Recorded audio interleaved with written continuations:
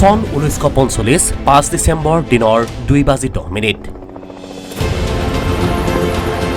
US নেভিৰ 5খন ত্বৰিত যুদ্ধ বিমানে উৰা মাৰে ফ্লৰিডাৰ পৰা। 3 ঘণ্টীয়া এক প্ৰশিক্ষণৰ বাবে উৰা মাৰিছিল বিমানকেইখনে। বিমানত আছিল মুঠ 14 গৰাকী সদস্য। নেতৃত্ব দিছিল কেৰল টেইলৰ নামৰ এজন যুদ্ধৰ অভিজ্ঞতাৰে পুষ্ট প্ৰবীণ কেপ্টেইনে।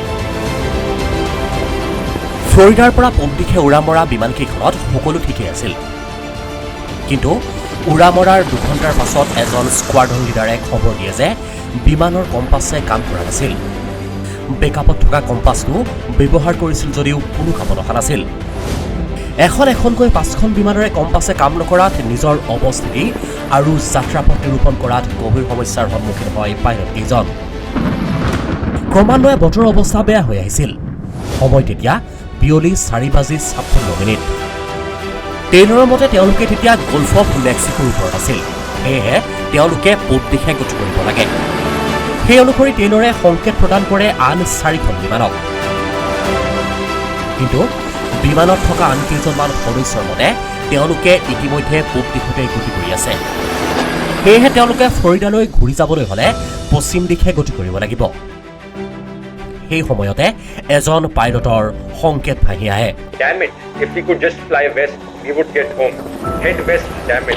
ইয়াৰ পাছত আৰু অধিক অৱনতি ঘটে বতৰৰ। বতাহ বৰষুণৰ মাজত সূৰ্যাস্ত হয়। সন্ধিয়া 7:04 ভাহি আহে কেপ্টেইন টেইলৰৰ শেষৰটো সংকেত। All planes close up tight. We'll have to ditch unless landfall.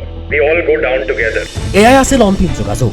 তাৰ পাছতেই চিৰদিনৰ বাবে নোহোৱা হৈ যায় 5খনকৈ যুদ্ধ বিমান। আজি পৰ্যন্ত কোনো সম্ভেদ পোৱা নগ'লে ঘূৰি। ফ্লাইট 19 যুদ্ধ বিমানকেইখনৰ সন্ধানত আন এখন মেৰিনাৰ ক্ৰাফ্টে 13জন সদস্যৰে অনুসন্ধান আৰম্ভ কৰে। পৰিণতিত মেৰিনাৰ ক্ৰাফ্টটো সন্ধানহীন হৈ পৰে। কোনো সদস্যৰ মৃতদেহৰ সন্ধান নোপোৱাটো দূৰৰে কথা, বিমানকেইখনৰ অৱশিষ্ট এটা টুকুৰাও আজি পৰ্যন্ত উদ্ধাৰ নহ'ল। এইবাৰৰ ঘটনা 210 ফুট উচ্চতাৰ এৰেন অষ্টিন নামৰ এখন বৃহৎ জাহাজ। চন 1881। লণ্ডনৰ পৰা নিউয়ৰ্কলৈ আৰম্ভ কৰিছিল যাত্ৰা। সেই সময়ত লণ্ডনৰ পৰা নিউয়ৰ্কলৈ প্ৰায় চলিছিল জাহাজ, কিন্তু যাত্ৰাৰ পথত এৰেন অষ্টিনে দেখা পাইছিল এখন অচিনাকি জাহাজ। বাৰমুডা ট্ৰায়েংগলৰ ঠিক ওচৰতে দেখা পাইছিল জাহাজখন। বাহিৰৰ পৰা দেখাত তেনে সাধাৰণ যেন লগা জাহাজখনৰ ভিতৰত কিন্তু কোনো লোক নাছিল। জাহাজখনক দেখা পাই এৰেন অষ্টিনত থকা সদস্যসকলৰ মনত তীব্ৰ কৌতুহল জাগে। দুদিন ধৰি তেওঁলোকে জাহাজখনৰ কাষ চাপিবলৈ আৰু জাহাজৰ পৰা কিবা সংকেত লাভ কৰাৰ আশাত জাহাজখন অনুসৰণ কৰিবলৈ ধৰে। সেই সময়ত জলদস্যুৰ সন্ত্ৰাস যথেষ্ট আছিল বাবে সাৱধানে আগবাঢ়িছিল এৰেন অষ্টিন।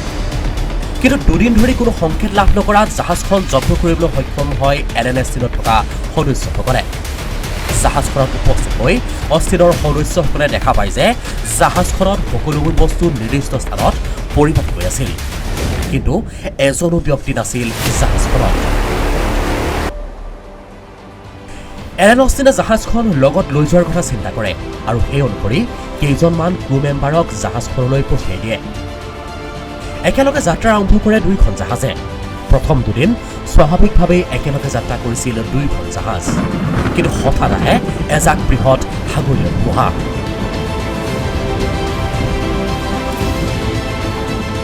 ধুমুহাই জোকাৰি যায় 2খন জাহাজক। নিৰুদ্দেশ হৈ পৰে অচিনাকি জাহাজখন। ধুমুহাজাক শান্ত হোৱাৰ পাছত এৰেন অষ্টিনৰ কেপ্টেইনে জাহাজখনৰ সন্ধান আৰম্ভ কৰে আৰু কিছু সময়ৰ পাছত কিছু দূৰত জাহাজখন দেখা পায় কেপ্টেইনগৰাকীয়ে, কিন্তু পুনৰাই এজনো ব্যক্তি নাছিল জাহাজখনত, অৰ্থাৎ জাহাজখনলৈ প্ৰেৰণ কৰা এজনো ক্ৰু মেম্বাৰৰ সম্ভেদ পোৱা নগ'ল।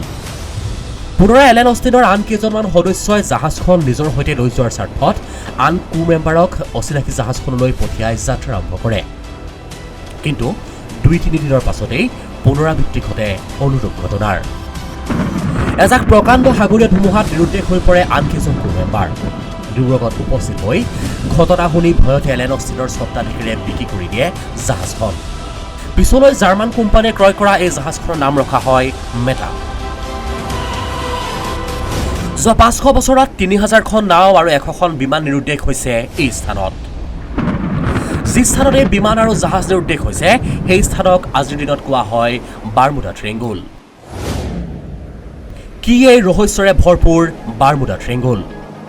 5 লাখ স্কোৱাৰ মাইল জুৰি থকা ত্ৰিভুজাকৃতিৰ এই স্থানৰ তিনিটা কোণে সংযোগ কৰিছে ফ্লৰিডা, বাৰমুডা আৰু পুৱেৰ্ট্ৰিক অঞ্চলক।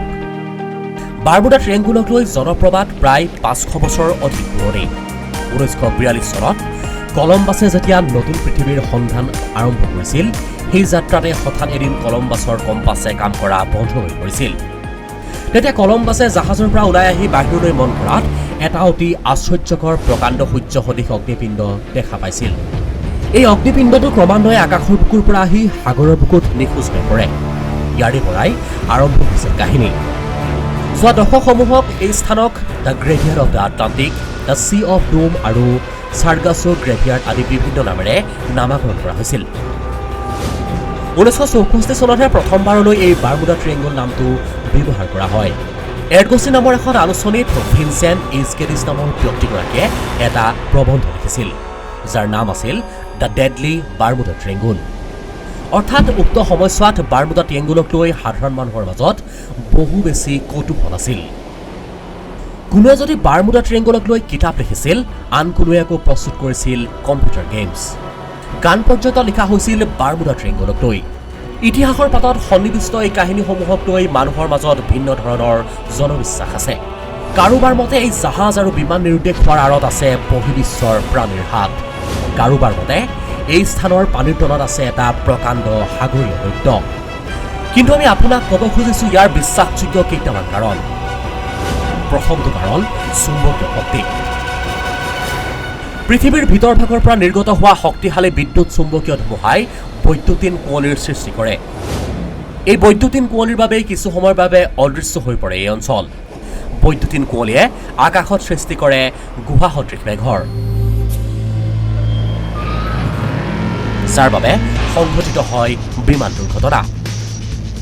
দ্বিতীয়টো কাৰণ গভীৰ সাগৰ পৃষ্ঠ। বিভিন্ন দুৰ্ঘটনাৰ বাবে এই অঞ্চলৰ সাগৰ তলিও এক কাৰক হ'ব পাৰে। এই পৃথিৱীৰ আটাইতকৈ দ ঠাইসমূহৰ ভিতৰত অন্যতম বাৰমুডা ট্ৰেংগুল। সেয়ে হয়তো তাত ডুব যোৱা কোনো জাহাজৰে অস্তিত্ব বিচাৰি উলিওৱাটো সম্ভৱ নহয়। আন এক কাৰণ খৰস্ৰোতা গালফুট। বাৰমুডা ত্ৰিভুজত গালফুট বৰ খৰস্ৰোতা, যিয়ে বহু জাহাজক কেইবাশ কিলোমিটাৰ দূৰলৈ ঠেলি নিব পাৰে। অনভিজ্ঞ কেপ্টেইনসকলৰ ক্ষেত্ৰত ই বিভিন্ন সমস্যাৰ কাৰক, আৰু এই ফুটে যিকোনো দুৰ্ঘটনাগ্ৰস্ত জাহাজক নিমিষতে বহু দূৰলৈ পঠাই দি অস্তিত্ব নোহোৱা কৰি পেলায়। আটাইতকৈ বেছি গ্ৰহণযোগ্য কাৰক বুলি যদি কোৱা হয়, তেন্তে সেই দুটা কাৰক হৈছে হাৰিকেন। বাৰমুডা অঞ্চলত অতি সঘনাই বতৰৰ পৰিৱৰ্তন ঘটে। ধুমুহা আদি ঘনে ঘনে আৰু তৎক্ষণাত নোহোৱা হৈ যায় এই অঞ্চলত, যিটো আনকি উপগ্ৰহেও কেতিয়াবা ধৰা পেলাব নোৱাৰে। এনে সাগৰীয় ধুমুহাই জাহাজ বা বিমান আদি সহজেই ডুবাই পেলায়। এই ধুমুহাই আনকি সাগৰ পৃষ্ঠৰ পৰা কেইবা কিলোমিটাৰ ওপৰলৈ পানী ঠেলি পঠিয়ায়। যি পানীয়ে নিম্ন উচ্চতাৰে উৰি যোৱা বিমান আদিকো দুৰ্ঘটনাগ্ৰস্ত কৰাৰ সম্ভাৱনা দূৰ কৰিব নোৱাৰি। আন এক কাৰণ মিথেন গেছ। এই গেছ সাগৰৰ মৃত জীৱ আৰু গছ গছনিৰ পৰা সৃষ্টি হয়। এই মিথেন গেছক আৱৰি থকা হিমতৰপটো যথেষ্ট শক্তিশালী। মিথেন গেছ নিৰ্গত হোৱাৰ মুহূৰ্ততে এই উৎকীৰণ হয় আৰু ই পৃষ্ঠৰ পানীৰ ঘনত্ব কমাই পেলায়। ফলস্বৰূপে বহু জাহাজ আংশিকভাৱে ডুবিবলৈ ধৰে আৰু পিছলৈ দুৰ্ঘটনাগ্ৰস্ত হয়, আৰু মুহূৰ্তৰ ভিতৰতে মহাসাগৰৰ তলি পায়গৈ। উৎকীৰণ হোৱা মিথেনৰ বাবে আনকি ওপৰেৰে উৰি যোৱা বিমান আদিতো অগ্নিসংযোগ হৈ দুৰ্ঘটনাত পতিত হোৱাৰ সম্ভাৱনা থাকে। যি কি নহওক, বাৰমুডা ত্ৰিভুজক বৰ বেছি বিশেষ আৰু খ্যাত কৰি তোলাত কল্পবিজ্ঞান, চিনেমা আৰু তথ্যচিত্ৰ আদিৰ প্ৰভাৱ বহু বেছি। উল্লেখ্য যে বহু দেশৰ ভৌগোলিক মানচিত্ৰত কিন্তু বাৰমুডা ত্ৰিভুজৰ নামেই নাই। অন্যান্য জল আৰু আকাশী পথৰ দৰে ইও এক সাধাৰণ পথ, কিন্তু প্ৰতিদিনেই এই পথেদি বহু জাহাজ আৰু আকাশীযানৰ আহ যাহ চলি থাকে। বৈজ্ঞানিকসকল আশাবাদী যে পূৰ্বৰ এনে বহু ৰহস্যঘন কাহিনীৰ সত্যতা অদূৰ ভৱিষ্যতে হয়তো পোহৰলৈ আহিব। News desk report, news now.